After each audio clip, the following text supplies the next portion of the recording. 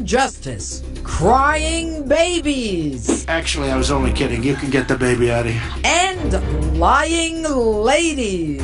So I may have short-circuited it, and for that, I will try to clarify. The candidates for president trade embarrassing moments. But is it enough to change the race? Plus, which way will they go? We're going to get a lot more Bernie Sanders people than anybody would believe. He may be onto something. I talked to a Democrat who used to feel the burn, but now adores the Donald. Justice starts now.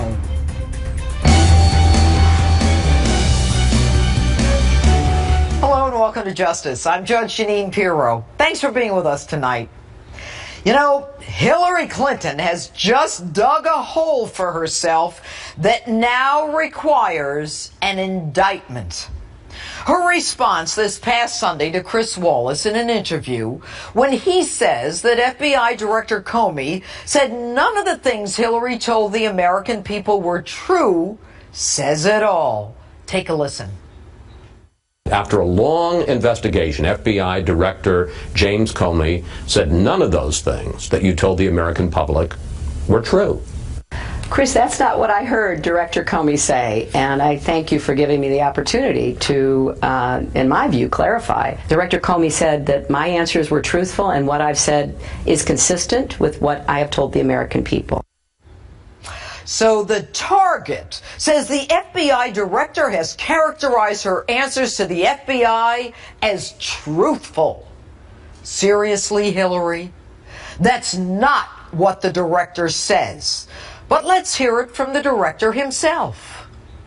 Secretary Clinton said there was nothing marked classified on her emails either sent or received. Was that true? That's not true. Secretary Clinton said I did not email any classified material to anyone on my email. There is no classified material. Was that true? There was classified material emailed. Secretary Clinton said she used just one device. Was that true? She used multiple devices during the 4 years of her term as Secretary of State. Secretary Clinton said all work-related emails were returned to the State Department. Was that true? No, we found work-related emails, thousands, that were not returned. Secretary Clinton said neither she nor anyone else deleted work-related emails from her personal account. Was that true? That's a harder one to answer. There's no doubt that there were work-related emails that were removed electronically from the email system. Secretary Clinton said her lawyers read every one of the emails and were overly inclusive. Did her lawyers read the email content individually? No. So FBI Director Comey, under oath, swears before Congress that Hillary Clinton did not tell the truth. Hillary Clinton lied. Not once, not twice, but more than 10 times.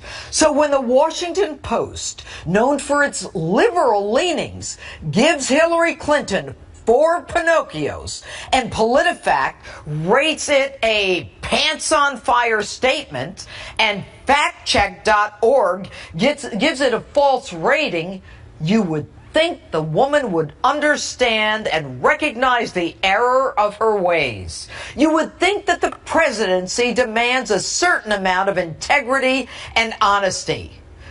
George, I cannot tell a lie. Washington and Honest Abe Lincoln are spinning in their graves. So what does the liar-in-chief do now that she's been exposed? She doubles down on the lie and says in yet another interview, quote, as the FBI said, everything that I've said publicly has been consistent and truthful with what I've told them. And yesterday, the crescendo got so loud at the National Hispanic and Black Journalists Conference that she tripled down and said she may have short-circuited. Take a listen to this one. Director Comey had said that my answers in my FBI interview were truthful. That's really the bottom line here. And I have said during the interview and in many other occasions over the past months that what I told the FBI, which he said was truthful, is consistent with what I have said publicly. So I may have short-circuited it, and for that I will try to clarify, because I think Chris Wallace and I were probably talking past each other. Hillary, it would have been so easy for you to say, you know, I've already said I made a mistake, or I've learned my lesson. But no, not you. Folks, this is a woman who does not know what the truth is. And if her brain short circuits, is she telling us that she needs work done? Or that the work done was no good? Or that the work done didn't work? And they want to call Donald Trump unstable?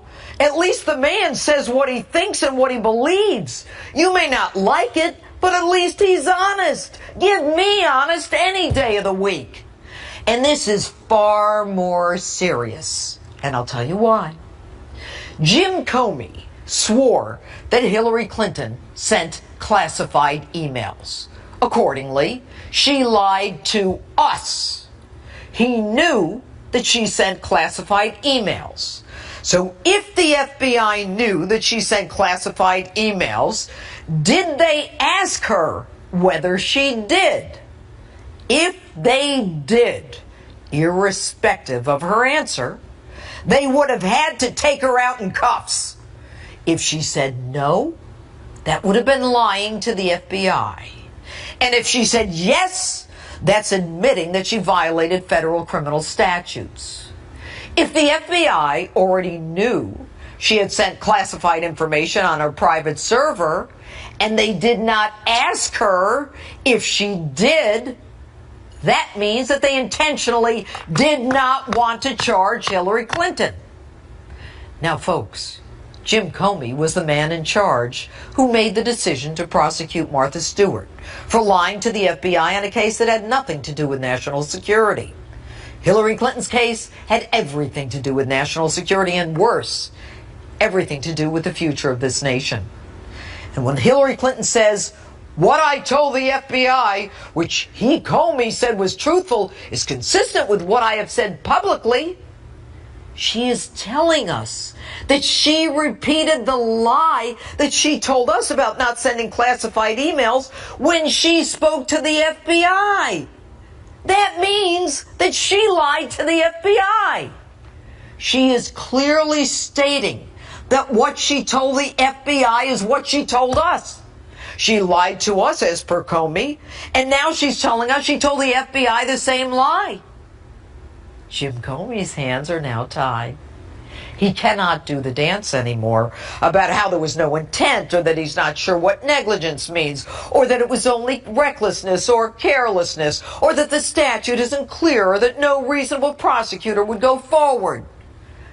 Comey, the prosecutor who wasn't in that room in the interview, who didn't use the opportunity to size up a prospective defendant, who didn't use the opportunity to analyze her truthfulness and her body language, the man who didn't even speak to every one of the FBI agents in that room, who quickly made a determination that she did not have the intent, which was not even an element of the crime in the first place, is now caught between a rock and a hard place.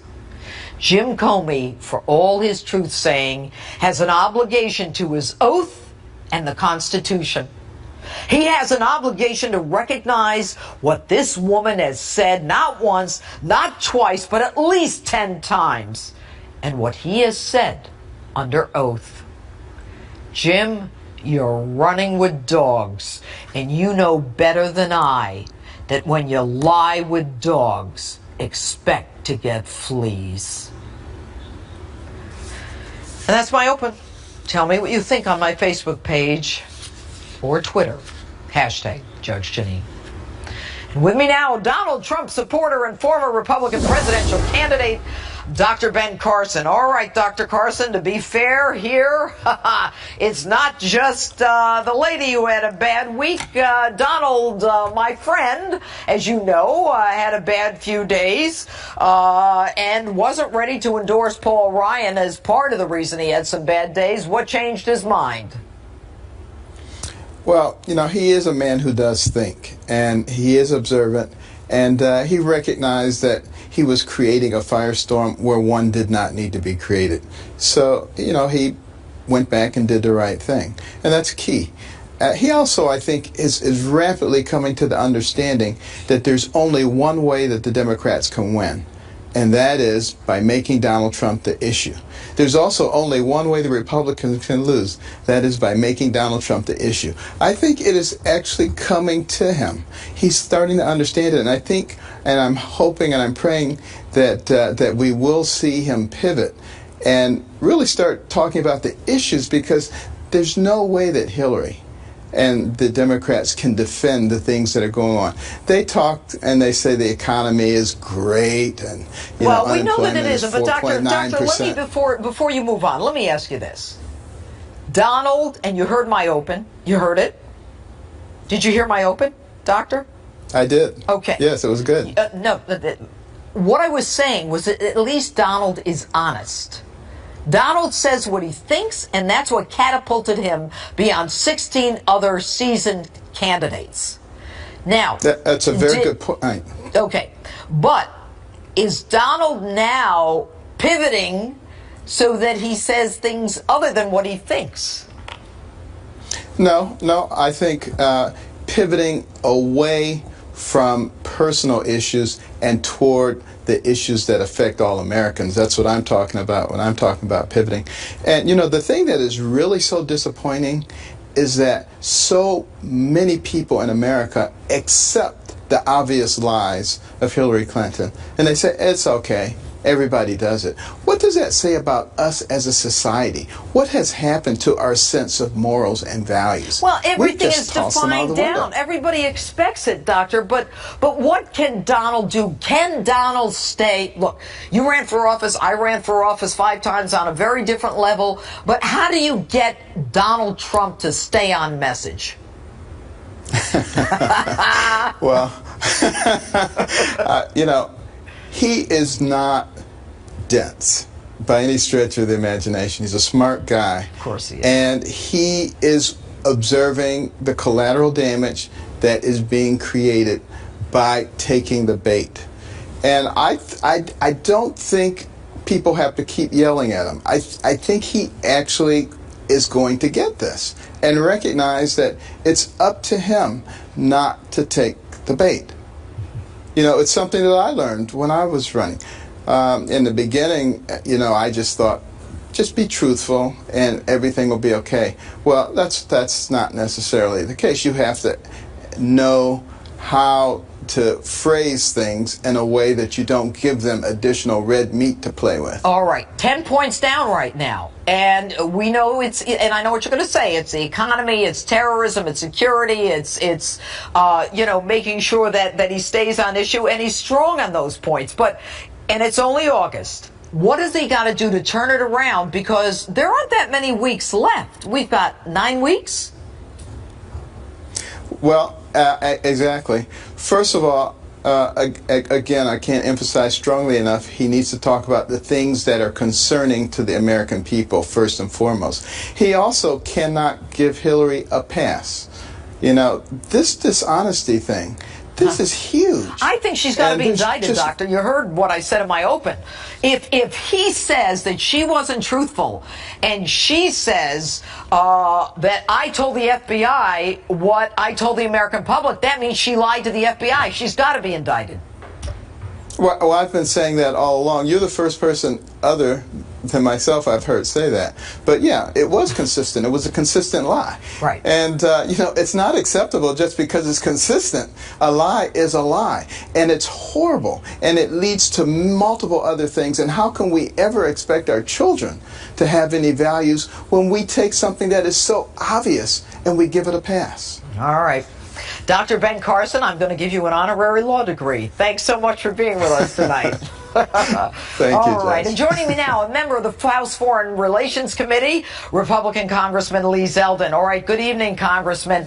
I am fascinated with this $400 million ransom by some, the money that went over to Iran that the White House says was not a ransom for the hostages that were released. Now, let me ask you some questions right off the bat, because number one, we sent Swiss francs and euros and not American dollars, and we didn't wire the money. The president said something like there's no bank to send it to. What's the deal with that? Why did we not send American money, or why did we not send wire the money? Well, first off, because this was ransom.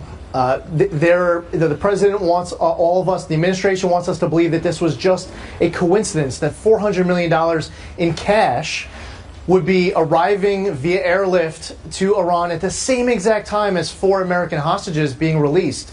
So in order for the president, with his White House taxpayer-funded fiction writer, Ben Rhodes, for them to be able to sell this narrative, they need to start coming up with other excuses. The first one is but I'm not asking you that. I'm asking you why. We can get to that later, okay? I mean, I saw the movie, what was it, Beyond Enemy Lines? What was the movie where they wait for the other car to come? What movie was that? Do you know which movie it was? Well, I'll tell you what, it feels like Wag the Dog from the late 90s. No, the whole administration is Wag the Dog. But I think there's another movie, Bridge of Spies with Tom Hanks, where they have to wait for the other car before they release a spy. But why the cash? That's why we need to have a hearing. One of Congress's roles is oversight. The House Foreign Affairs Committee Chairman Ed Royce said that once we come back right after Labor Day that we're going to have a hearing on this topic. I would love to see Secretary Kerry come, if it's Secretary Liu, whoever needs to testify on behalf of the administration to explain exactly why this had to happen. The conversion is leading to more questions that unfortunately are still unanswered. I don't have a good answer as to why the administration did it, but they need to account for it. They need to tell us why that was made. You know, you made a statement a couple of days ago to the Daily Signal, and you said the claim that the timing is coincidental is beyond unbelievable. It's clear that one of two possibility applies. Either the president has no idea what he's doing, or he knows exactly what he's doing and is playing for some other team. What did you mean by that? Well, first off, there's a possibility that the president has no idea what he's doing. If he does know exactly what he's doing, his priorities are completely out of whack. And I've said this time and again with this Iran nuclear deal. Prioritizing domestic politics over national security. Prioritizing the Democratic Party over what is best for American foreign policy. Prioritizing his own legacy over what's best to keep our country safe, secure, and free. I don't know what team this president plays for. There needs to be an answer. If he does know exactly what he's doing, then his priorities are completely out of whack. Did he need congressional approval to send this money, or was this already a part of that $1 billion deal that went to Iran? Or $1.5 billion? I still don't know what the number is. Yeah, this is $400 billion plus $1.3 billion of interest. That absolutely has to come. $400 million plus $400 million right. plus $1.3 billion, right? That he had to come to Congress. I mean, yeah, $1.7 billion in total. Right. The Congress appropriates the funds. The president executes laws. When Congress decides to appropriate funds for a specific purpose, this president can carry out those laws. But this president is going beyond that. There's right now a court case going through the system with regards to Obamacare, with the president allocating funding that wasn't appropriated. Well, he went around Congress too when he did the deal for Bergdahl. When he did the release of the 5 Taliban guys, and this is obviously a continuing thing with him. What can we expect with the other 2 hostages, or 3, we're not sure, that are being held by Iran? More payments? Well, that's the problem with the precedent you said. That's why you don't pay ransom. And even if the left, the far left, whatever part of the left, wants to spin this as a coincidence, saying that this money was owed, it was agreed upon, it's just a coincidence that it was sent at the same exact time. The fact is, the precedent ends up resulting in now American hostages. The precedent ends up resulting in foreigners, allied countries. Now those foreigners are also hostages. And Iran, the world's largest financer of terror, working to overthrow foreign governments, pledging to wipe Israel off the map, chanting death to America, calling us the great Satan, illegally test-firing intercontinental ballistic missiles. This precedent encourages these bad actors to kidnap even more. So what do we do about these 2 or 3? It puts all of us, it puts all of us at risk. Congressman Lee Zeldin, thanks so much. And he's a Democrat and was an ardent Bernie Sanders supporter, but now he's backing Donald Trump.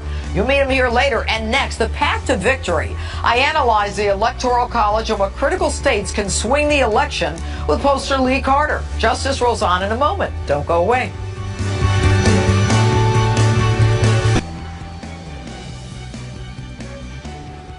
With the conventions behind us, the race for the White House shifts to the electoral map, and deciphering where the candidates can score wins in the pivotal swing states. Republican pollster Lee Carter joins me now with the details. All right, Lee, let's talk about the new number 270, correct? That's right. Okay. So I understand, and maybe we can look at this. There are right now toss-up states, and I understand that there are 8 of them.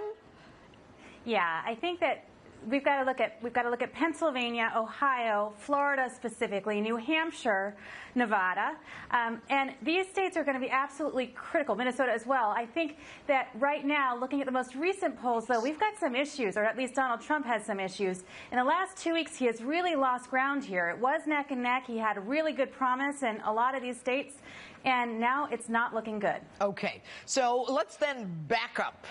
What Yes. happened? They come out of the conventions. They're doing great. They both had some issues at the convention, but she had worse issues. The DNC emails again, Bernie Sanders supporters. And now we've got the latest polls show what, a 10-point difference? Where It is a I guess 10-point it's Fox spread. News poll. Hillary 49, Donald 39. That's right. And I mean, Hillary picked up 5 points after her convention. I think it's really important, though, that we look at what happened with Donald Trump the last 2 weeks. This is probably the worst 2 weeks for any nominee coming out of a convention, yet he had come out, with all odds, saying that he was 55% likely to be the next president of the United States when he left Cleveland. Right now, looking at the odds, it's about 75% likely that he's not going to be the next president. He has had a horrible few weeks. He has gotten off message. He's been defensive. The whole issue where he was in this whole debate with the Khan family was horrible for him. He lost vets organizations. It made him look bad. It made him look petty. A lot of people were really upset that he didn't endorse Ryan at the time that he had, at the time, and what he said about McCain. Obviously, he came back and he did endorse them last night. But it's just been a very, very difficult week, and a lot of people have had a hard time making excuses for his behavior over the last 2 weeks. So what he needs to do now, pivot back to his core message. He's got to get back on the economy. He's got to get back on jobs. He's got to get back on terrorism. And the most recent poll after this whole issue that he's had with the Khan family, Hillary and Donald Trump are neck and neck at what Americans think is the most effective president on terrorism. This is an issue that Donald Trump has owned all the way through. Yeah, he has owned it. And you know what? Given her history and the mess that we're in and the fact that ISIS was created under her, it is stunning. So it was his to lose. But you know what, Lee? We are in August. And by the way, she didn't have such a great week herself. The woman has tripled. No. She's tripled down on a lie that the FBI director said she told the truth. He appeared before Congress and swore that she lied at least 10 times. I think that you've got a really, really valid point. And the fact that Hillary Clinton got up yesterday and what they're now calling the trifecta lie, where it was the third time that she got up there and defended herself and said, I didn't lie. Comey was saying that I was, trustworthy, or whatever the nonsense was. It just made it worse and now brought attention back to it. It could have gone away. It could have gone to bed, but she did that to herself. And now that's an issue that's come back out. And Donald Trump has an opportunity to come back from a really tough 2 weeks. He's done it before. He had 3 horrible weeks, if you remember, after Wisconsin, when he got in that whole thing, and he came back and he could be fine. It's a long time. We have more than 90 days until the election, and memory's short, and it's going to be, it's going to be moment to moment here. But don't you think that as soon as she had that interview with Chris Wallace and said, oh, the FBI director said everything I said was truthful, shouldn't Trump have come out with a commercial like within 24 hours? Yes. I mean, he was going the wrong direction. Right. He was spending Response. time on the wrong issues. Needs to work on it. Lee Carter, thanks so much for being with us. Anytime. Great to see you. All right. So who had a worse week? Hillary having to answer yet another lie, or Donald Trump, who gave the boot to a crying baby? I've got the best political panel around standing by. Matt Schlapp and Chris Hahn, here to battle it out over a rough few days for both of the candidates for president, as well as that pesky Iran payment. Was it a ransom? Don't go away. Justice rolls on.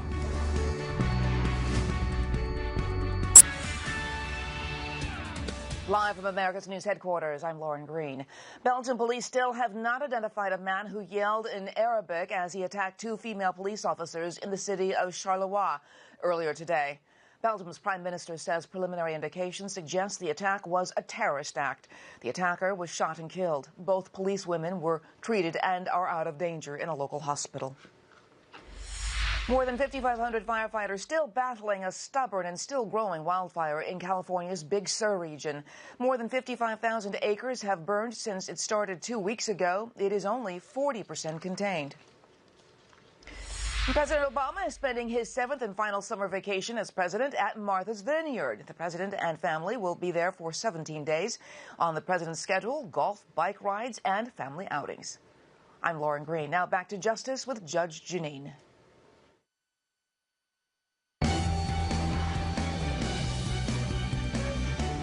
Less than 95 days until Election Day, and the stakes could not be higher. Now, Hillary Clinton had a bounce in the polls last week after the Democratic National Convention. But after her less than stellar press conference yesterday, she may be back to square one. Let's ask the political panel for the night what they think. Former senior advisor to Senator Schumer, Chris Hanna, and CPAC chairman Matt Schlapp. All right, guys, I'm going to start with Chris. Now, Chris, I won't let someone who lies clean my house. So why should we let someone who lies go to the White House? Hit it. Well, only 4% of the statements rated by PolitiFact of Donald Trump were rated true. I'm asking you about Hillary. Look, Chris, you're going to have enough time to talk about Donald. Let's talk about the fact that Hillary Clinton keeps doubling down. Here's my comeback on that. Look, bottom line is Hillary needs to say, look, I made a mistake in what I said about those emails. Clearly she did. She hasn't gotten there yet. Why is she incapable of doing that, Chris? Politicians are cautious sometimes, and they got to remember that the actual fact of what happened never kills you. It's the drip, drip, drip, drip, drip that does. That's why the con thing was so bad for Trump. He let it drag out for 6 days, and it destroyed him. This is the kind of thing that would have been destroying her. He let her lie drip out? We're not talking about Trump. Chris, listen to me. You're going to get your chance. I'm talking about her. The woman lied to us. The head of the FBI said she lied to us, and then she comes out and says the head of the FBI said I said the truth. She lied to us again. I would not say that she lied, but she was not truthful. I don't know that she was intentional in what she said. All right, Matt, take it away. Matt, hit it. This week, we saw Hillary Clinton lie over and over again. I watched Director Comey's testimony live. He said that she was dishonest in her testimony. He used different words. He said that she did pass on classified information. And the thing we're missing in all this, Judge, is not even just the fact that she passed on classified information. It's that she made all of her email communications vulnerable to everyone. And we'll never know the damage that caused us. I don't want people to see my personal emails because there's some private things that are important that need to stay private. This was America's business, and she was reckless, to quote the But you know the what? FBI I don't director. think, Matt, that most people care about that. But I think people do care about the fact that you've got this woman who is incapable of telling the truth, and then she uses the word short circuit. I mean, I couldn't help but think of young Frankenstein and a lobotomy. And she's never really come clean with the American people. She said, I probably shouldn't have used this server. This was a reckless thing to have done by Director Comey's estimation, and she ought to tell people it was a serious mistake and get this beyond her. But you know what, Judge? She can't do it. She's delusional, and she keeps staying in this place where she believes she did nothing wrong. Okay, now, Chris, Donald Trump, to be fair, didn't have a good week. Go ahead. Right. Well, look, I mean, this is the thing. It would have been a bad week for Hillary Clinton, but Donald Trump seems to set a dumpster fire every couple of days that are hard to put out. Now, I love you both, and I know it's hard for you to defend him. But remember, this is a guy who's not good at telling the truth, and he's picking fights with a lot of people who shouldn't be picking fights with. What do you mean he's not good at telling the truth? Now I'm going to fight with you. What do you mean he's not good? What did he lie about? He said that the reason he's so popular is because he says what he thinks. This woman doesn't say what she thinks. Everything is her finger to the wind. Or to the criminal law deciding is a perjury. How about the movie he never saw, or the video clip he never saw of the money coming off the plane as the hostages were being released? He saw that on Fox News. That doesn't exist. He saw it on Fox News. He did not see it. He did saw not it on Fox see News. It was on Fox News. The video. Okay. Forget about Donald Trump. The one thing he's not is a liar. He's not a liar. PolitiFact has rated only 4% of his statements as true. Oh, okay. 4%. Okay, good. None of which could get him indicted. Everything this woman lies about could get her indicted. Matt, go ahead. That's right. And by the way, the Clintons are still being investigated, and I think that's just going to be a permanent state for the way they do business. And the fact is this: Donald Trump in these polls, he had a bad week, he had a bad 10 days, and what I think a lot of people, even Trump supporters or people who are still seriously considering voting for him, they wanted to chastise him this week. They wanted to say, look, it's about the economy, it's about terrorism, it's about a broken Washington and Hillary Clinton being corrupt and unable to fix these problems. They want him to get back on course. I think these polls are meant to send a clear message to him. He's either going to listen to it or he's not. But the American people have decided that he is not stable, and that's a problem for him, a big problem. You're wrong. And What if did he you say? continues to go off the Who's rails, not stable? Donald Trump. Yeah. This woman said she was short-circuited in her mind. Judge, let me tell you, what this election is about, this election is about the status quo and whether or not we get a third Obama term and whether or not Hillary Clinton has the integrity to be the president of the United States. It's not about Donald Trump. It's about Hillary Clinton. This election is about Donald Trump, and he is failing that referendum miserably. Then we'll win. I don't know. No, you won't. I'm telling you guys, I'm going to give you a chance to come back. So, all right, we're going to break. We have a lot more to discuss, including third-party candidates. Plus, will more Bernie supporters get behind Trump? I'm going to talk to the one man who backed the socialists and now is in front of the Trump train. Don't go away. On Sirius XM, your favorite shows on Channel 114. Plus, every story, every 15 minutes. Fox News headlines 24/7. Channel 115.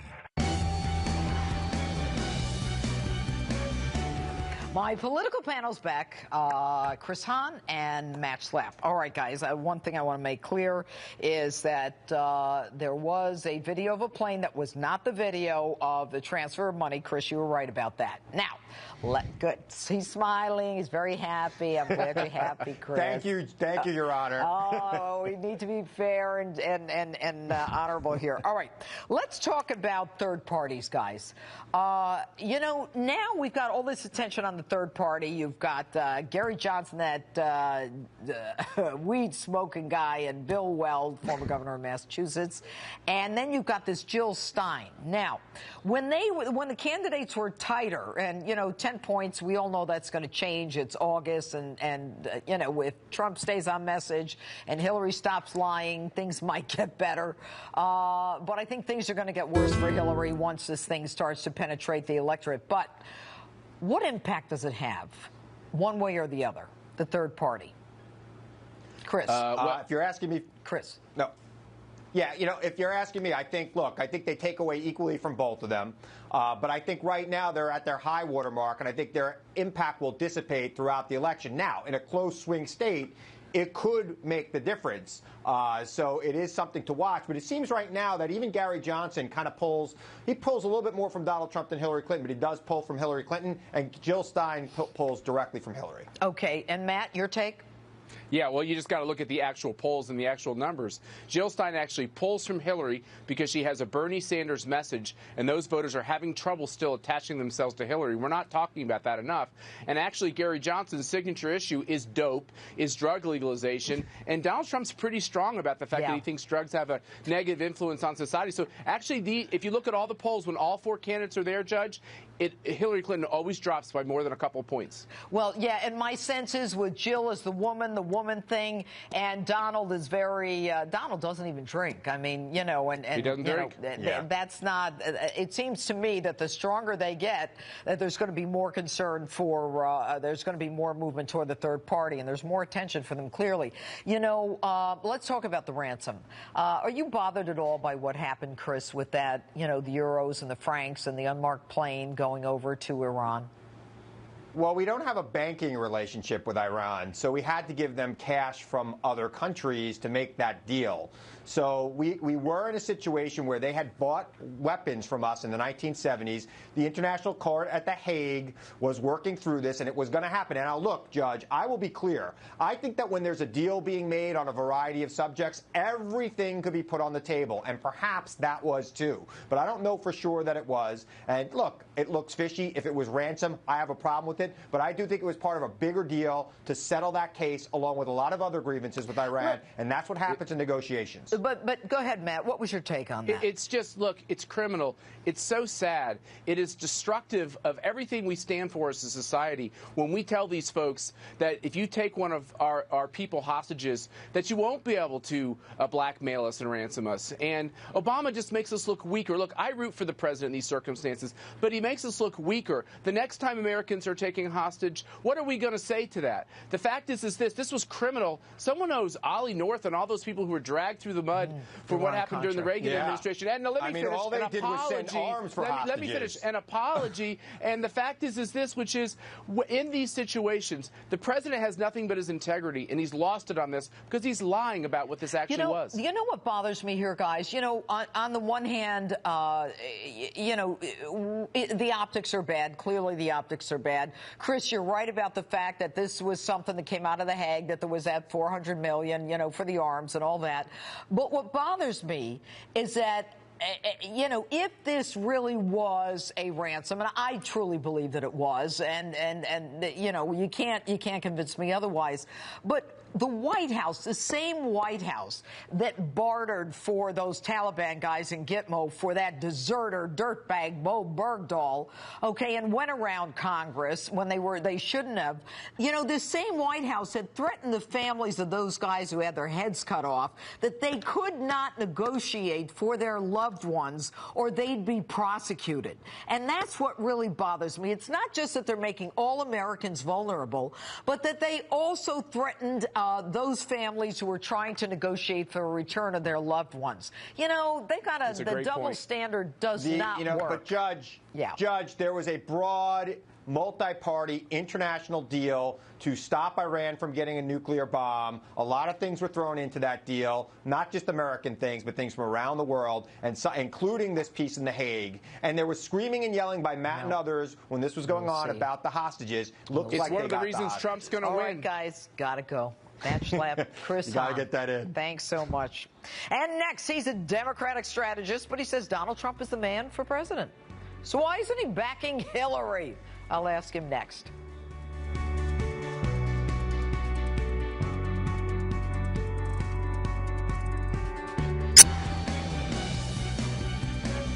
Donald Trump insists he can swing Bernie Sanders voters into his camp, despite Bernie himself publicly backing Hillary Clinton.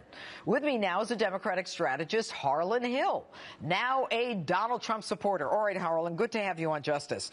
Now, I understand you are a registered Democrat. I am a registered Democrat, and I've worked for over 120 campaign Senate races, congressional races all over the country. Democrats? All exclusively Democrats. I've never worked for a Republican or taken money from a Republican in my life. Okay, so now you are on the Trump train. Why? 100%. Well, look, I was called a conspiracy theorist by the Democratic establishment for a long time by saying that the media and the DNC was directly colluding to advance Hillary Clinton and to suppress Bernie Sanders. And then what we saw in WikiLeaks is that now we have evidence that they actually were. They were conspiring to, undermine his faith and question whether or not he was an atheist. They tried to strip the voter file away from him by manufacturing a data controversy. So with the release of all these emails, you were right. I mean, your instincts were right. Yes. And now that Bernie's out of the race, Bernie is telling all of his followers to, vote for Hillary. And as recently as today in the LA Times, not just at the convention, he's saying, if you believe in me, you can't let Trump run. Judge, the reason we supported Bernie Sanders was not to support a good Democrat. We wanted somebody that was going to shake up and disrupt the Democratic establishment. He's being a good Democrat. He's being exactly what we didn't want him to be. We want a good American right now. I mean, these are desperate times. We're seeing the threat of ISIS metastasize. The economy is precarious at best. And we need an advocate that's going to disrupt the ruling class in this country. And Bernie Sanders is getting in bed with it. Why did he do that? I don't know. I don't know what he was promised or what. I cannot understand it. It runs in contrast to everything I know about Bernie Sanders and everything I know about Bernie Sanders supporters. It doesn't make sense to me, though I will fully acknowledge that a lot of Bernie Sanders supporters will vote for Hillary Clinton. But we're not going to do so happily. All right. But the Bernie Sanders supporters are younger. They're millennials, okay? Both Donald Trump and Hillary Clinton are older. So now we've got these third-party candidates. You got that weed, pot-smoking Gary Johnson, and then you've got the woman Jill Stein. You see third parties as entering into the, discussion with the millennials. Without question. Where do they go? So I think that some will stay home. Okay, I don't think that Hillary Clinton has the draw that Barack Obama did when he was running in 2008 and 2012. Right. Okay, but so some of them are going to stay home. A lot of them are going to go to Jill Stein. I mean, I'm talking to a lot of friends. They're saying, I'm giving Jill Stein a hard look. There's no way I'm voting for Hillary Clinton. And some of them will go to Gary Johnson. It's very telling that when you look at the polls, as many people go to Gary Johnson's camp from Hillary's camp as Donald's camp. So it's going to be equally split between those two. I'm convinced. Okay, so the millennials go to either one of them, but more of the millennials, the women will go to Jill? I think so. I wouldn't say that there's a gender divide there. You don't? Okay. No, I think that there are just some. Bernie Sanders supporters are a monolithic organization. I mean, they're not all socialists. All right. Out of time. Okay. Harlan Hill, thanks for being with us. All right, we're going to be right back. That's it for us tonight. And don't forget, if you're looking for a great beach read for your summer vacation, and even if you're not going on vacation, pick up my book, He Killed Them All, Robert Durst, My Quest for Justice. It's on sale now. Go to Amazon, go online, go anywhere, just buy it. It's a good book. It is. I wrote it. I even talked about it. I have an audio tape. They're telling me to keep going. Remember to friend me on Facebook, follow me on Twitter and on Instagram at Judge_Jeanine.